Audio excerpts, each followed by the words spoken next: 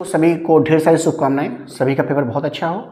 जो social examination में exam देने जा रहे हैं उसी क्रम में आवर्त सारणी का रिवीजन मैं यहाँ पे रखा हूँ।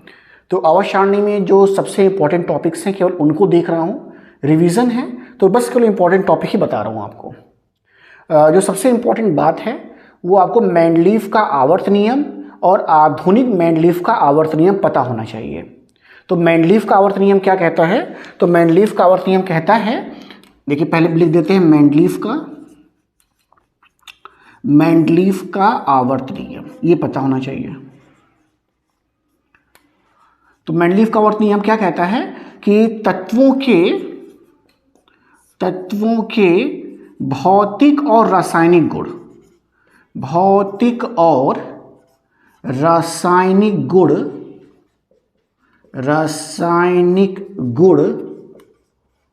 उनके परमाणु भारों के, ये थोड़ा सा ध्यान रखने वाली बात है कि यहां पर परमाणु भार लिखा जाएगा। परमाणु भारों के क्या होता है? परमाणु भारों के आवर्ती फलन होता है, मतलब एक निश्चित इंटरवल पर फिर से प्रॉपर्टीज रिपीट होती हैं, आवर्ती फलन होता है ये। और अगर वहीं पर कहता है मेंडलीव का आधुनिक आवर्त नियम, तो जब आधुनिक कह देगा यानी दूसरा, अगर हम यहां पर लिख दें, यहां देखिए, अगर कहता है कि मेंडलीव का आधुनिक, ऐसा क्वेश्चन कहता है, मेंडलीव का आधुनिक आवर्त नियम लिखें, ये क्वेश्चन है। तो बस एक बात का ध्यान रखिएगा, तत्वों के भौतिक और रासायनिक गुण उनके, बस इस जगह पे, यहां पे उनके क्या हो जाएगा? परमाणु भार नहीं होता है, क्या हो जाता है? परमाणु क्रमांक। बस यही चेंज है, एक यही चेंज इसको दिमाग में बैठा के रख लीजिएगा कि अब जब आधुनिक कहेगा तो यहां पर परमाणु भार की जगह पे क्या लिखना है? इसकी जगह पे क्या लिखना होगा? परमाणु क्रमांक। बाकी सब सेम है, तत्वों के भौतिक और रासायनिक गुण उनके परमाणु क्रमांक के आवर्ती फलन होते हैं, बस। तो ये दो डेफिनेशन देख लीजिएगा। मेंडलीव का आवर्त नियम क्या है, मेंडलीव का आधुनिक आवर्त नियम क्या है, तो ये हो गया।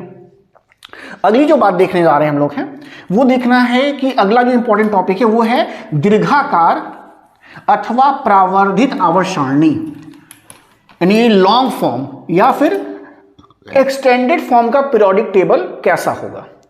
इसके गुण कहता है लिखने को। गुण कहने का मतलब है जितना फीचर आप देखोगे आवर्त सारणी में वही लिखना है। जैसे हम पूरा नहीं बनाए हैं, हम ये 7 में विभक्त है, तो देखिए क्या क्या होता है। देखिए ऐसे बनते हैं, इसको ग्रुप कहते हैं, वर्ग, इसको समूह कहते हैं, ग्रुप जो ऐसे हैं, ये ऐसे लाइनें जो बनती हैं। और जो ऐसे होता है उसको हम पीरियड कहते हैं। ओके, तो सबसे पहला पॉइंट अगर मान लीजिए हमसे कहता है कि दीर्घाकार अथवा प्रावर्धित आवर्त सारणी के विशेषताएं लिखें, उसके गुण लिखें, तो जितनी बातें आप देखो वही लिख लीजिए, बस वही हो गया। जैसे हम कहेंगे भाई जो आवर्त सारणी है उसमें क्या है? उसमें 18 समूह है, ग्रुप है, 18 ग्रुप है ना भाई। देखो 18 ग्रुप ऐसे 1 2 3 4 5 6 7 8 9 10 11 12 13 14 15 16 17 18, इसके नीचे भी है, हम पूरा नहीं बना रहे हैं, अब इतने से काम चल जाएगा, काउंट कर लेंगे इतने में हम। तो 18 ग्रुप ऐसे हैं और ऐसे 7 होते हैं। देखिए 1 2 3 4 और 3 और हैं, 7 होते हैं, यानी 18 समूह होते हैं और 7 क्या होते हैं? 7 होते हैं पीरियड या वर्ग। पहली बात ये लिख दीजिए। ओके, दूसरी बात, जो समूह होते हैं उनको हम कैसे दिखाते हैं? तो देखिए उनको लिखते हैं 1A 2A ऐसे। तो कैसे लिखते हैं भाई? 1A 2A ऐसे लिखते हैं। फिर क्या लिखते हैं? फिर लिखते हैं 3B लिखते हैं, देखिए 3B। फिर क्या लिखते हैं? 4B लिखते हैं, 4B लिखा है, 5B, ऐसे करके सबका नंबरिंग करते चले जाइए। तो 1 2 और 3 देखिए, फिर यहां आता है 3A 4A 5A 6A 7A और ये 0 समूह लास्ट में है, ऐसा। तो सबका नंबर यहां देते जाइए। कैसे लिखते हैं? तो 1A 2A 3B, ये 3B 4B 6B 7B 8B 7B 8th को कुछ नहीं लिखते हैं, फिर फर्स्ट B और सेकंड B आता है, और फिर 3rd A 4th A 5A 6A 7th A और लास्ट में 0 आता है, 0 समूह, उनके बारे में लिख सकते हैं ऐसा। फिर क्या लिख सकते हैं, तीसरा पॉइंट क्या लिख सकते हैं भाई, तीसरा पॉइंट क्या लिख सकते हैं कि सबसे पहला जो आपका वर्ग है, ये जो सबसे पहला वर्ग है उसको हम क्या कहते हैं, उसको हम कहते हैं क्षार धातुओं का समूह। क्या कहते हैं, क्षार धातुओं का समूह कहते हैं। ऐसा ये क्षार धातुओं का समूह है। और सबसे अंतिम वाला जो है, सबसे अंतिम वाला जिसको जीरो से कहते हैं, वो किसके लिए है, तो वो है अक्रिय गैस का समूह। कैसा है भाई, वो है अक्रिय गैस का समूह। ये भी लिख दीजिए पॉइंट इसमें। जितनी बातें देखना है वही बस लिखते जाना है, जितनी बातें आपको यहां समझ में आ रही हैं। और क्या बातें समझ में आ रही हैं भाई, तो जल्दी जल्दी हो जाएगा, मैं कर लेता हूं, इसका हेल्प ले लेता हूं थोड़ा सा। अब देखिए भाई, इसके बाद कह रहा है, इसके बाद कह रहा है कि देखिए भाई हर एक पीरियड में एलिमेंट कितना है। तो कह रहा है कि पहले में कितना एलिमेंट है, चौथा पॉइंट कह रहा है फर्स्ट पीरियड में, कह रहा है फर्स्ट पीरियड में देखिए 2 है। कह रहा है सेकंड में कितना है, तो कह रहा है सेकंड में संख्या 8 है। ऐसा थर्ड में भी कितना है, 8 है। थर्ड में भी कितना एलिमेंट है, 8 है। और फोर्थ में एलिमेंट कितना हो जा रहा है, फोर्थ में एलिमेंट की संख्या 18 है। तो हर एक पीरियड में कितने एलिमेंट उनको भी लिखते जाएंगे। और पांचवें और छठवें की जहां बात आ रही है कि भाई पांचवें और छठवें में कितने हैं, तो पांचवें में है 32, लिख दीजिए, पांचवें में है 32। और छठवें में कितने हैं, तो छठवें में आपके हैं 2 8 18 32 हो गया, ठीक। और छठवें में कितना है भाई, छठवें में है, जबकि पांचवें और छठवें में, और जब पांचवें और छठवें 32 है, इसमें 32 ऐसा। और जो सातवां है वो कैसा है भाई, अपूर्ण है, ऐसे लिख दीजिए, ये अपूर्ण है, ये इनकम्प्लीट है, क्योंकि जो भी नया एलिमेंट आएगा सब इसी में आएगा, तो ये अपूर्ण है। तो ये हो गया। तो पहला, दूसरा, तीसरा, चौथा तो बना ही दिए हैं, पांचवा, छठा 32 याद कर लीजिएगा, और लास्ट को कहिएगा इनकम्प्लीट है। तो ये पॉइंट भी एक बन गया आपका। ऐसा एक पॉइंट और क्या कर सकते हैं, एक पॉइंट ये कर सकते हैं हम लोग हैं, हाँ, कि जो सबसे लास्ट वाला, इसको हम कहते हैं शून्य वर्ग कहते हैं। ये भी लिख दीजिए कि लास्ट वाले को नया नाम दिया गया, इसे कहते हैं शून्य वर्ग। ऐसा यहां तो 1A 1B कहा जा रहा है, लेकिन लास्ट वाले को क्या कहते हैं, शून्य वर्ग के नाम से जानते हैं। तो ये पॉइंट भी लिख दीजिएगा। अगला पॉइंट हम क्या लिख सकते हैं, अगला पॉइंट लिख सकते हैं, हाँ अगला पॉइंट देखिए, ये जो है 3A से लेकर P ब्लॉक जो है, जो P ब्लॉक के तत्व है उनको हम सामान्य तत्व कहते हैं। ये सब नॉर्मल तत्व हैं। ऐसा ये लिख दीजिएगा। बीच वाले जो तत्व हैं इनको संक्रमण तत्व कहते हैं, संक्रमण, ट्रांजिशन एलिमेंट, ट्रांजिशन एलिमेंट या डी ब्लॉक एलिमेंट कहते हैं, या डी ब्लॉक कहते हैं। ऐसा तो ये पॉइंट लिख दीजिएगा कि बीच वाला जो है डी ब्लॉक है, उसे संक्रमण तत्व के नाम से जाना जाता है। ये लिख दीजिएगा बात को यहाँ पे। और क्या लिखिएगा, और लिख दीजिएगा कि जो पूरा आपका ये ब्लॉक है 4 भाग में डिवाइड किया गया है। किस बात को ध्यान में रखे कि इलेक्ट्रॉन किस में जा रहा है, अंतिम इलेक्ट्रॉन जो है किस ऑर्बिटल में जा रहा है। तो यानी 4 ब्लॉक में डिवाइड किया गया है, S block, P block, D block और एफ ब्लॉक में डिवाइड किया गया है। तो ये बात भी हम यहाँ पे देख करके लिख सकते हैं। और देखते हैं कोई पॉइंट छूट तो नहीं रहने मेरे से। हाँ, इतनी बातें जो हैं 8 से 10 पॉइंट हम इसके बारे में लिख सकते हैं। ये सारी बातें जो आप देखें वही लिखते हैं बस। तो दीर्घाकार आवर्त के बारे में इतनी बातों को लिखेंगे तो काम चल जाएगा। तो इस तरीके से दीर्घाकार हो गया। अब अगला जो पॉइंट है कि block, S block, P block, D block, F block की विशेषता पूछ लेता है। तो ये विशेषता भी आपको पता होनी चाहिए। तो मैं इसे रब करता हूं, और अगर आप चाहें तो इसका ले सकते हैं, स्क्रीनशॉट ले लीजिए।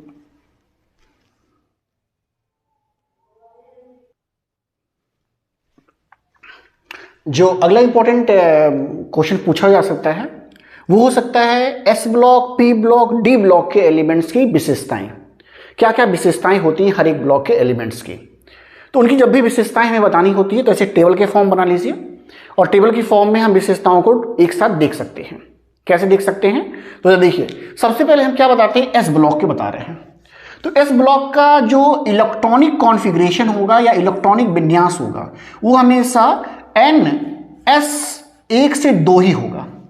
यानी कहने मतलब जैसे 2S1 होगा या 2S2 होगा, तो यानी 1 से 2 के बीच में ही होगा। N कहे चाहे कुछ भी हो, तो हमेशा इलेक्ट्रॉनिक विन्यास NS1-2 तक होता है।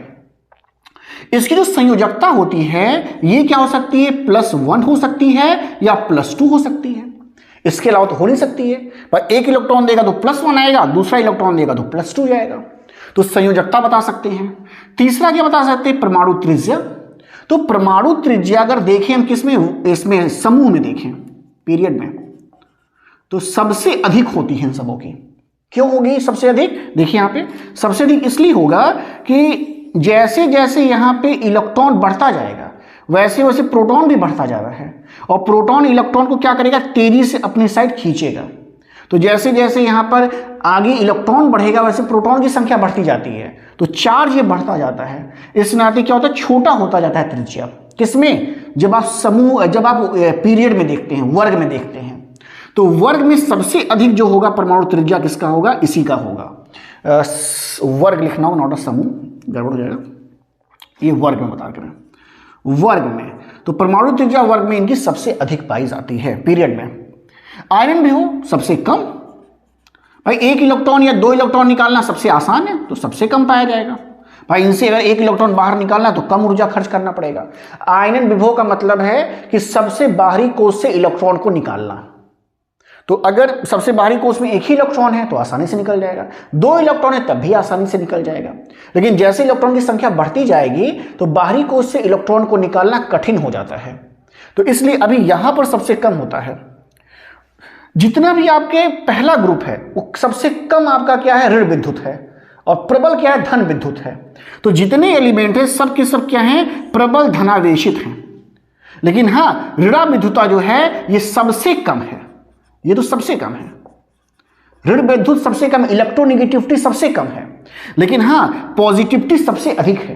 क्यों, क्योंकि आसानी से पॉजिटिव आयन बना लेते हैं इसलिए पॉजिटिविटी ज्यादा है ऐसा। और इसी के साथ साथ क्या है, सभी के सभी मेटल हैं, सभी धातु हैं। तो जितने भी हैं सब धातु, बस एक को छोड़ के, और वो कौन है भाई, हाइड्रोजन। तो हाइड्रोजन को छोड़ दीजिए बाकी सब धातु हैं। तो ऐसे कुछ फीचर्स हम एस ब्लॉक के देख के जाते हैं। तो ये इंपॉर्टेंट इसके फीचर्स हैं जो एस ब्लॉक के हैं। ऐसे पी ब्लॉक के सबसे पहले इलेक्ट्रॉनिक कॉन्फ़िगरेशन कैसे लिखते हैं, तो ये लिखना तो आसान है, किसी एक को लिख के देख लीजिए। जैसे मान लीजिए हमको लिखना है, हम लिख के बोरॉन दिखा देते हैं। देखिए 5 है तो 1s2 2s2 और 2p1।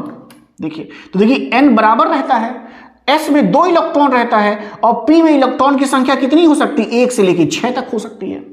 तो देखिए यही लिखा जाता है। देखिए n बराबर रहेगा, s में 2 इलेक्ट्रॉन रहेगा, देखिए s में 2 इलेक्ट्रॉन और p में इलेक्ट्रॉन की संख्या 1 से 6 तक हो सकती है। तो ऐसे लिख दीजिएगा।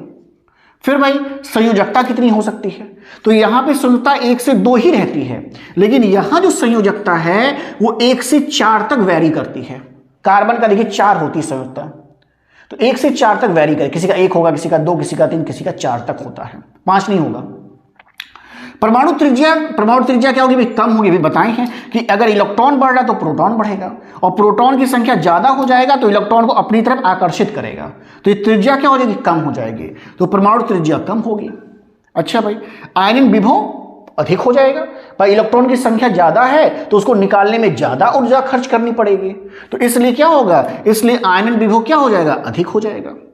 ऋण विद्युता मतलब इलेक्ट्रोनेगेटिविटी, तो इलेक्ट्रोनेगेटिविटी जो है एस ब्लॉक का सबसे कम है और पी ब्लॉक का सबसे ज्यादा है, तो इसलिए क्या होगा, पी ब्लॉक का फिर अधिक हो जाएगा। नेचर कैसा है, तो जैसे पी एस ब्लॉक के एलिमेंट प्रबल धनावेशित हैं, वैसे ही पी ब्लॉक के एलिमेंट जो हैं ये प्रबल ऋणावेशित हैं, निगेटिव चार्ज वाले हैं। यहां जो पी ब्लॉक है इसमें सभी तरह के एलिमेंट मिलेंगे। कुछ धातु होंगे जैसे गैलियम है, स्टेनस है, लेड है।